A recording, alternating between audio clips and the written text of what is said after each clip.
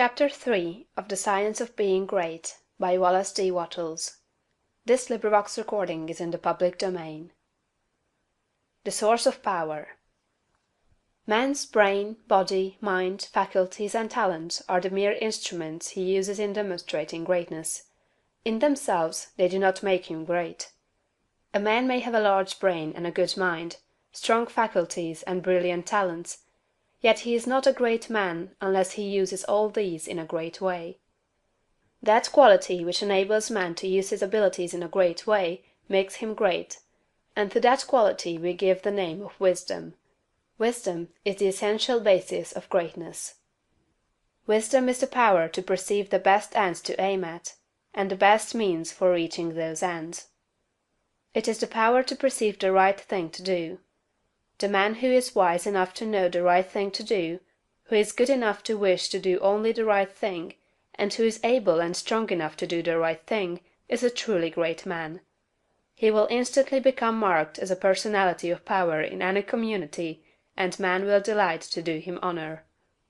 Wisdom is dependent upon knowledge. Where there is complete ignorance, there can be no wisdom, no knowledge of the right thing to do.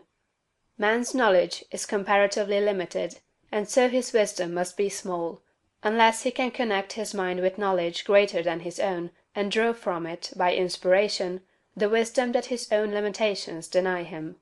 This he can do. This is what the really great men and women have done. Man's knowledge is limited and uncertain. Therefore he cannot have wisdom in himself.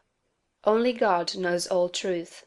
Therefore only God can have real wisdom, or the right thing to do at all times, and man can receive wisdom from God.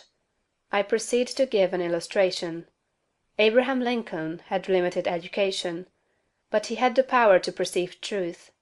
In Lincoln we see preeminently apparent the fact that real wisdom consists in knowing the right thing to do at all times and under all circumstances; in having the will to do the right thing, and in having talent and ability enough to be competent and able to do the right thing.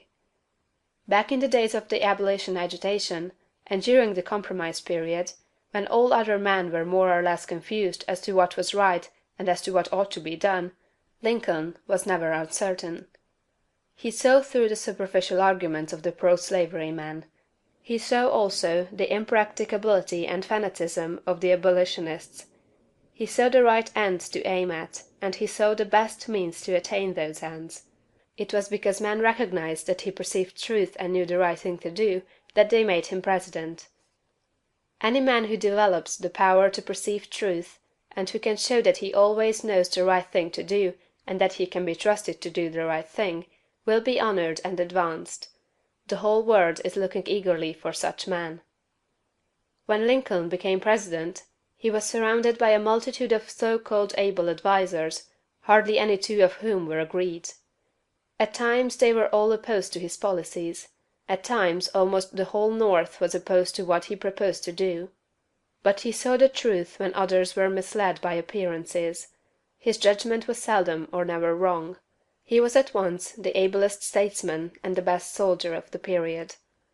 Where did he, a comparatively unlearned man, get this wisdom?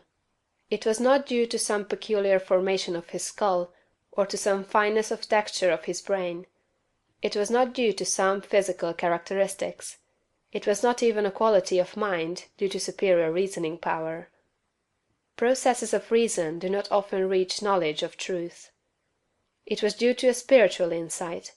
He perceived truth, but where did he perceive it, and whence did the perception come? We see something similar in Washington, whose faith and courage, due to his perception of truth, held the colonies together during the long and often apparently hopeless struggle of the Revolution. We see something of the same thing in the phenomenal genius of Napoleon, who always knew, in military matters, the best means to adopt. We see that the greatness of Napoleon was in nature rather than in Napoleon, and we discover back of Washington and Lincoln something greater than either Washington or Lincoln. We see the same thing in all great men and women. They perceive truth, but truth cannot be perceived until it exists, and there can be no truth until there is a mind to perceive it. Truth does not exist apart from mind. Washington and Lincoln were in touch and communication with a mind that knew all knowledge and contained all truth. The same is true for all who manifest wisdom. Wisdom is obtained by reading the mind of God. Chapter 4